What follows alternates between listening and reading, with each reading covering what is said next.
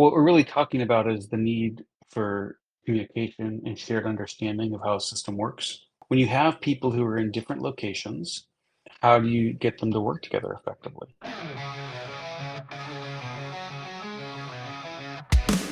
Welcome to Chilltown, where tech meets the road, where CTOs share the tales and the comments stone. Startups do big names and their visions unfold. How many CTOs will share their stories untold?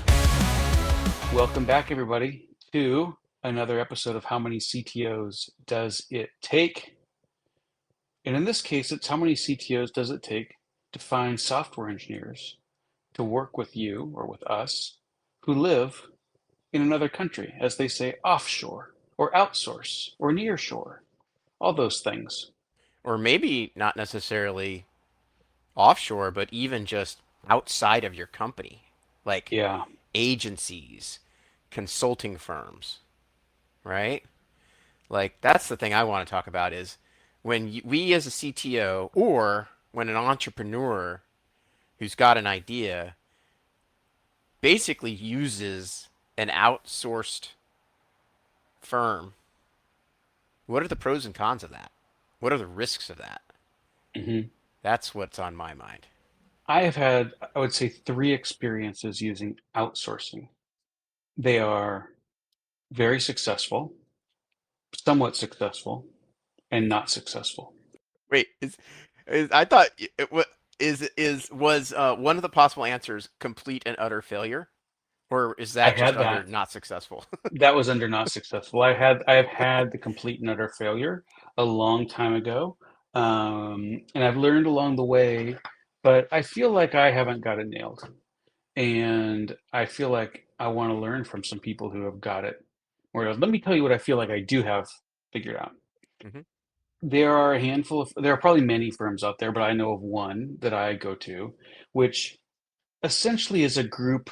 It's almost a collective. It's a group of about 20 staff level engineers. Mm, And they charge like that too. yeah, It's not a bargain.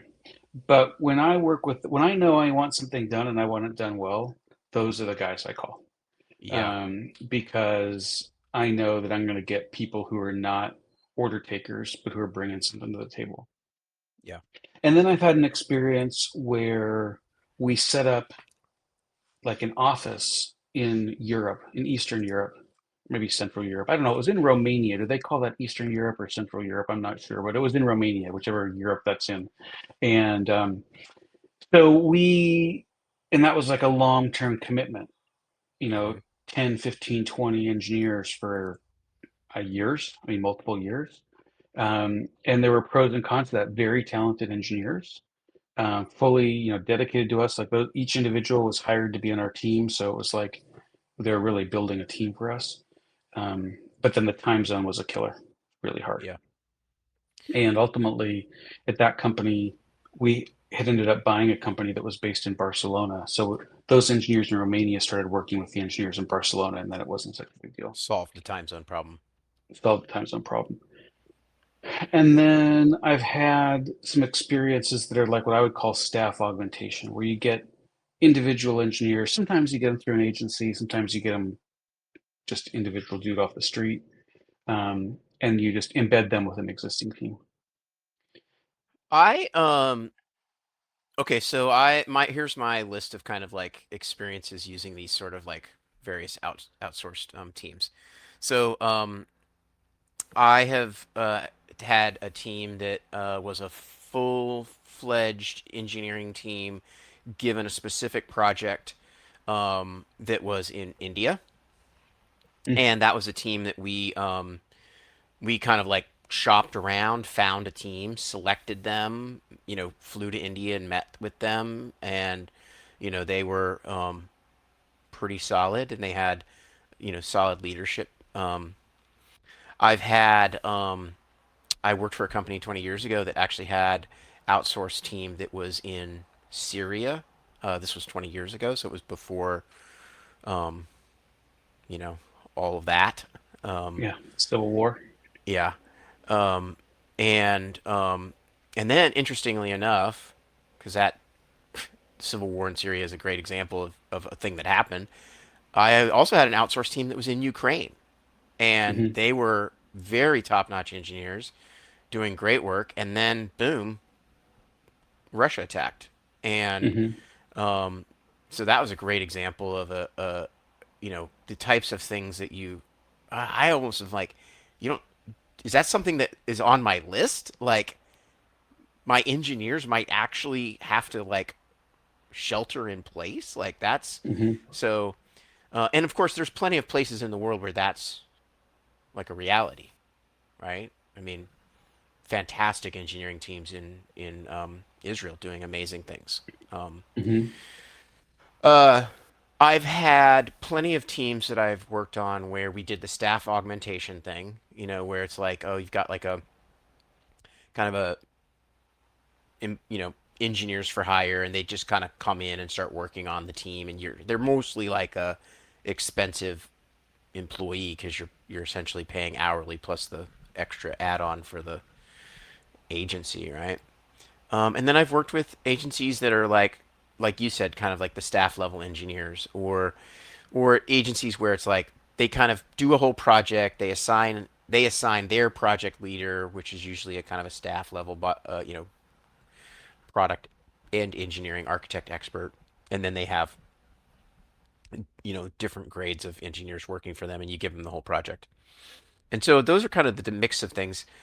Now, as a fractional CTO, I've been called many times, like more than once. I've been called by an entrepreneur who's like, "Hey, I have my MVP, kinda. I used this outsourcing team in, you know, name a continent, and it's buggy and they're slipping and they can't give me, they can't. I'm struggling to get results out of them, right?" Hmm. And um,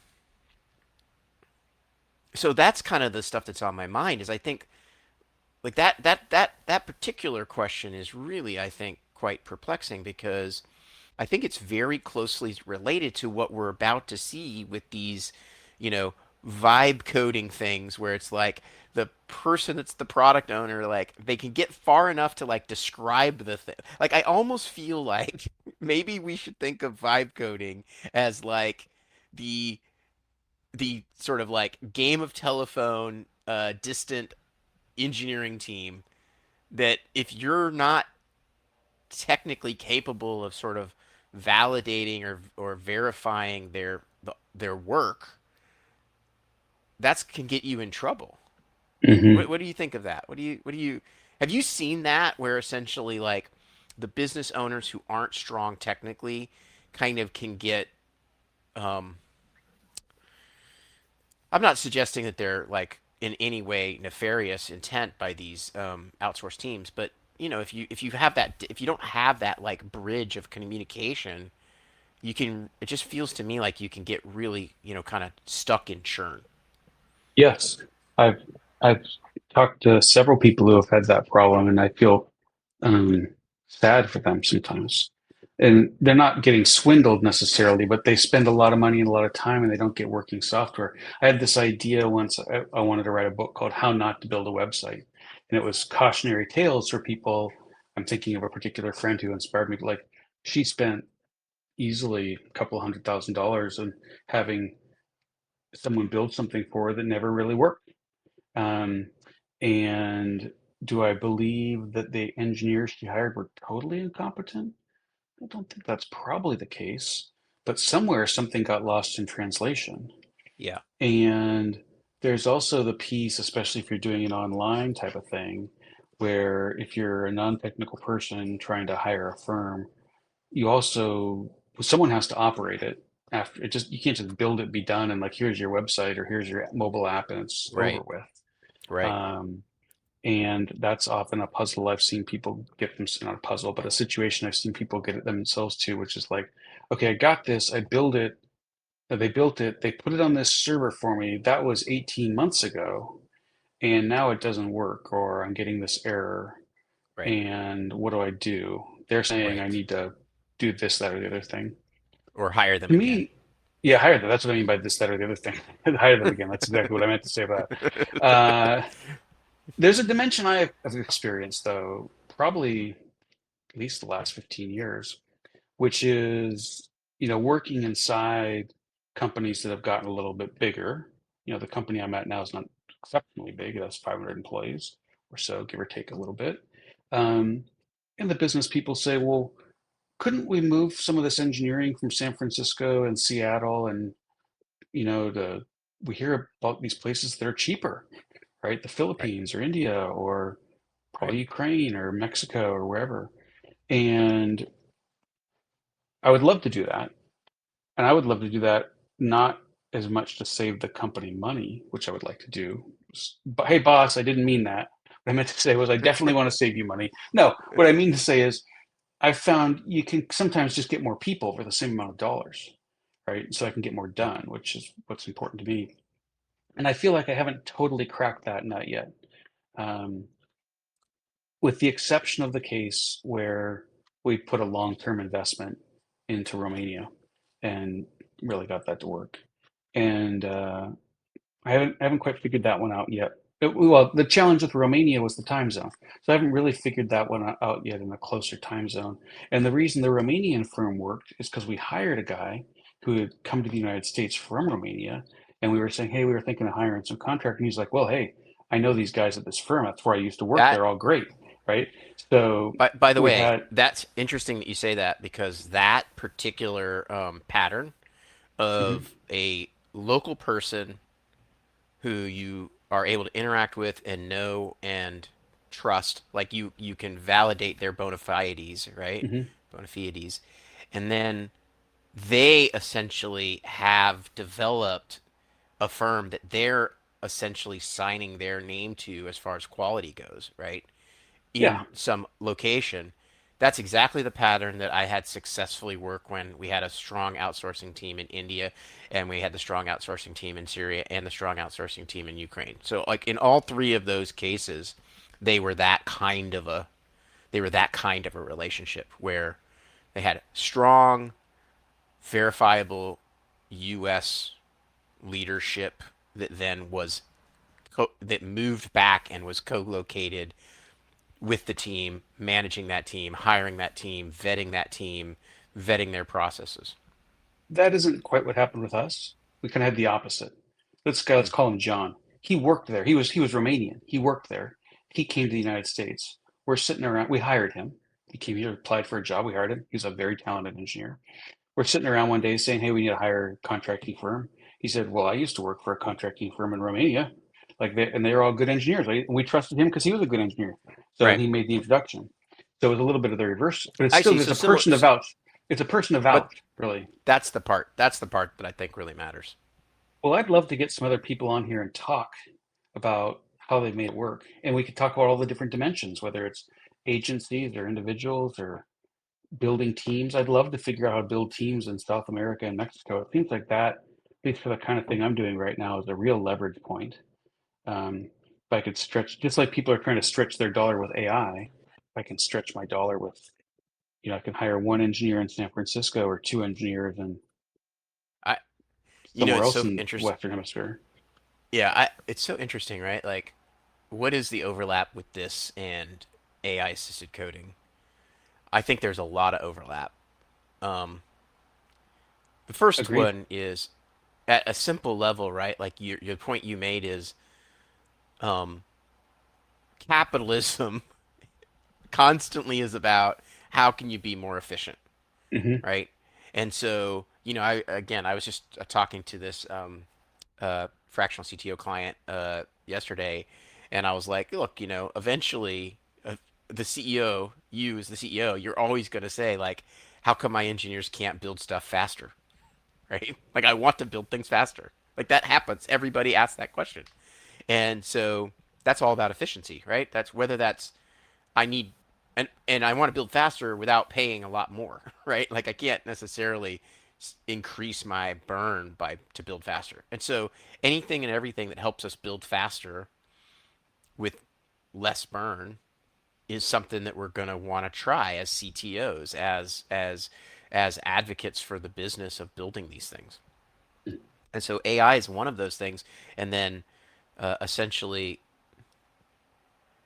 more affordable labor is another one of those things. Right. Well, yeah. And Oh, sorry, go ahead. You're going to say, Ian. No, well, what I was going to say is what I think.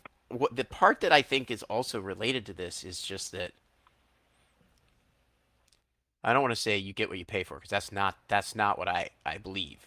But I think it's very difficult to avoid the fact that you still need someone who knows how to vet and verify and lead and audit and manage all of those engineering choices that happen because Hmm. that's where the problems come, right? That's where the tech debt comes from. That's where the failures come from. It's the oops, we made the wrong decision. And who's on the hook for that? And Right. that's the common thing I see in these like sort of like outsourced type solutions is that's where it can go wrong. You even said it yourself, right? Like you use a team that's all staff engineers, so Mhm. you know that you're going to get what you want. Yeah, I'd say the trade-off there, whether it's AI or lower cost, is essentially the quality of the code and the quality of the technical design. And that's not a commentary on the people. I would say it's mostly a commentary on lack of, especially at younger, less mature companies, commentary on the lack of understanding exactly what they're doing, having to, because they're coming into a place with, just institutional, no, it's just tribal knowledge. They don't have institutional knowledge. And like in the case I'm in now, a very monolithic system is very hard to come in and work on when it's all institutional knowledge or tribal knowledge.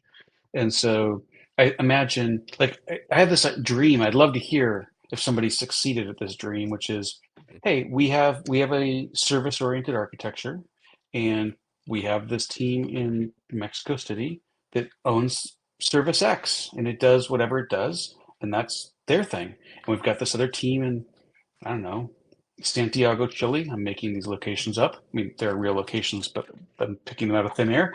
And they own Service Y, and I have this idea that that might work. Mm-hmm. But it means a commitment to those areas because you're saying, hey, the Service X team is going to be in Mexico City, and it's not just like, oh, we're going to hire them for 3 months. It's no, we're making a commitment to having it as a company. We're making a commitment to have a presence in Mexico City, Yep. whether it's a owned and operated commitment, like we hire people, or just a vendor commitment where we got employees there, or not employees, but contractors there. I have Mm-hmm. a hypothesis that could work, but I've never made it work, and I'd love to talk to someone who has and how to do it. So I totally agree, and I think that's a great. Let's put that out there. Hey, listeners, if you've done this before, we would love to talk to you about this. And I think that if I kind of like circle back, like what are the topics that we're sort of like scratching at, right? Well, one of those topics is uh, time zone distribution, right? Like that can be a problem whether they're in-house employees that just happen to work for Megacorp 100%. or they're individual contractors. So that's like a piece of this puzzle. You kind of describe an architectural approach to it, like service-based architecture or like microservices or something like that, where maybe you're like, hey, let's give you an area, let's give a group an area of concern, and that allows us maybe to reduce the amount of uh, overlap and back and forth, right? And that's a strategy that can apply regardless of whether they're outsourced in-house, time zone shifted or not, right? So that might Yeah, be a yeah. really important part about this. Well, what we're really talking about is the need for communication and shared understanding of how a system works, whether they're contractors or full-time employees. I mean, that's just a legalism of how someone gets paid, right? Right. And what we're really talking about is how do you have teams of, I mean, this gets at the remote team, the remotes and hybrids of the world, right? When you have people who are in different locations, how do you get them to work together effectively? And so much of this job is communicating. Believe it, I mean, people don't, people say, oh, engineers, they just like to talk to computers. They don't like to talk to people. That's why they're a software No. programmer. But it's so much about it is understanding, shared understanding. Yeah. It's like the whole thing. 100%. Every single retro I part of is has to have that topic in it, right? Like, did we understand what we were building? It's always on there. And I think that last point is kind of one of the reasons I reached out to you for this conversation today is I've also noticed that that challenge of shared understanding is particularly challenging if you don't have that strong Rosetta Stone voice that Hmm. you and I've talked about so much about the job of a CTO or the job of that engineering leader is to be that translator between the business requirements Hmm. and the technical team. And that's all about shared understanding. That's all about communication. And it's about being able to do that communication across these two, you know, colloquial languages, right? Hmm. And that's where I've seen this process blow up, right? The go get 'em, energetic business owner, non-technical CEO product person who is like, yeah, I'm going to hire a firm, and then that gets away from them. I think maybe because they don't have that champion. Everybody forgets that the key in this is the role of product management, whether you have product managers or not, right? The role of product managers and the role of tech leads, right? The people who figure out what's the thing that we're going to build and how do we translate that from an idea into a software plan. Like those, everyone just wants to hire a software engineer. Can you hire someone that codes for me? It's like, sure, I can hire a guy that hits nails into a 2x4, but you actually need the architect and the engineer to tell that person what to do. And Yeah, and that's it's like it's so fascinating about our industry. Everyone focuses on how many carpenters do we have, when the thing that really right. builds you good houses and accelerates your building of houses are the architects and the geotechs and the structural engineers and all those kinds of things. And so the part about this that I kind of gravitate back to is to your point. It's really important that you have that architect. Yeah. And I wonder, are there parallels to the way that, outsourced engineering teams, agency-based engineering teams, those are not new. Those have been around for a long time, Hmm. 15 years, easily, 20 years, right? Depending on the language that you're playing with, right?